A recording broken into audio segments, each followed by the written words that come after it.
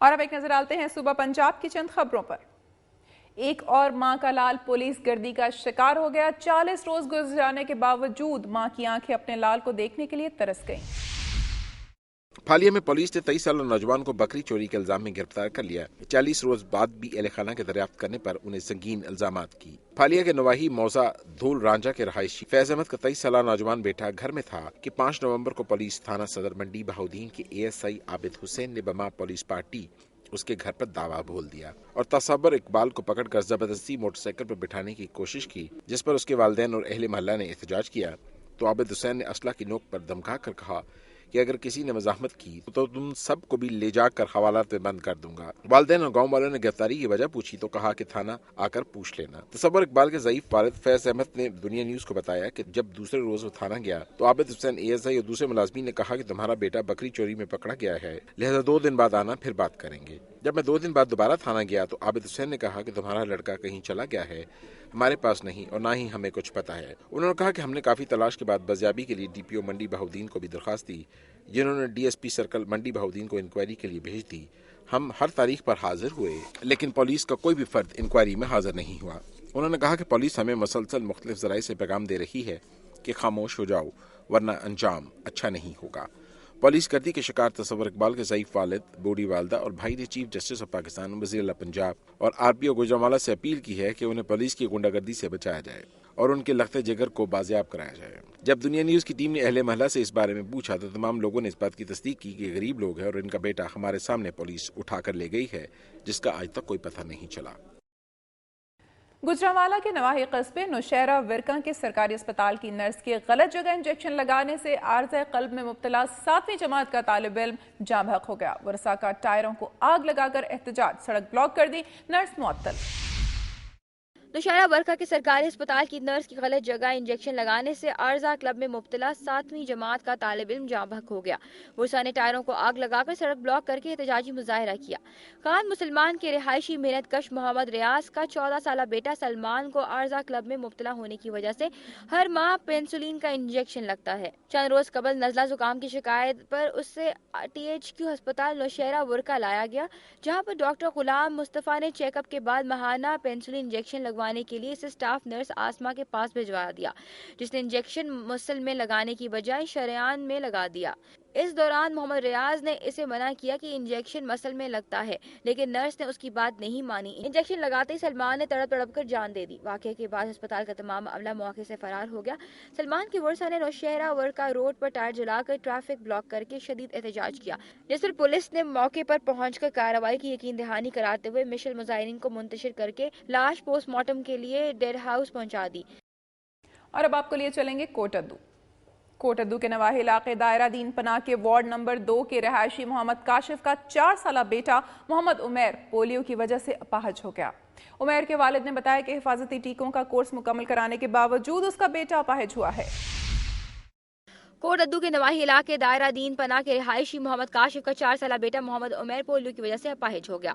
بچے کے والد محمد کاشف نے بتایا کہ میرا بیٹا پیدائش کے وقت بالکل ٹھیک تھا، میں نے اسے حفاظتی ٹیکے بھی لگوائے، لیکن پیدائش کے 1 سال بعد ہی میرے بیٹے کے پاؤں تھیرنے شروع نہ ہوئے اور میں فوری طور پر بیٹے کو دہی سینٹر دائرین دینہ پناہ میں لے گیا، مگر ہسپتال میں موجود ڈاکٹر نے کسی قسم کی توجہ نہ دی۔ خانیوال کے نواحی علاقے دین پور میں عطائی ڈاکٹر نے غلط انجیکشن لگا کر 10 بچوں کے باپ گھر کے واحد کفیل 60 سالہ بزرگ خدا بخش کو بائیں ہاتھ سے معذور کر دیا۔ خانیوال میں عطائی ڈاکٹر نے غلط انجیکشن لگا کر 10 بچوں کے باپ 60 سالہ بزرگ خدا بخش کو بائیں ہاتھ سے معذور کر دیا۔ 60 سالہ بزرگ جو لکڑی کا مستری ہے کا بازو معذور ہونے کی وجہ سے گھر میں فاقے شروع ہو گئے، علاج کے لیے بھی اس کے پاس پیسے نہیں ہیں۔ اس عطائی کی طرف سے مسلسل دھمکیاں دی جا رہی ہیں۔ بزرگ خدا بخش نے دنیا نیوز کو بتایا کہ میں اپنے پاؤں کی دوائی لینے عطائی کی کلینک پر گیا تو وہاں پر عطائی نے انجیکشن لگا کر مجھے بازو سے معذور کر دیا۔ خدا بخش نے وزیر اعلیٰ پنجاب سے اپیل کی ہے کہ میرا سرکاری سطح پر علاج کروایا جائے، بچوں کی مالی مدد کی جائے اور عطائی کے خلاف کارروائی کی جائے۔ عطائی ڈاکٹر اپنے کلینک کو تالے لگا کر فرار ہو گیا ہے۔ علاج کیتا جاوے، میری گھر کوئی چھوڑ نہیں جائے، نکے نکے بچے نے خدمت ہوئی جاوے میری۔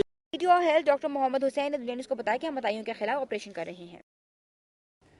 محکمہ ہاؤسنگ اینڈ فزیکل پلاننگ کے دفتر میں تعینات سب انجینئر اور اسٹینوگرافر کے درمیان رشوت کی رقم تقسیم پر جھگڑا ہو گیا۔ اسٹینوگرافر اور اس کے 3 ساتھیوں نے سب انجینئر کو شدید زد و کوب کرنے کے بعد دانتوں سے اس کی انگلی چبا ڈالی۔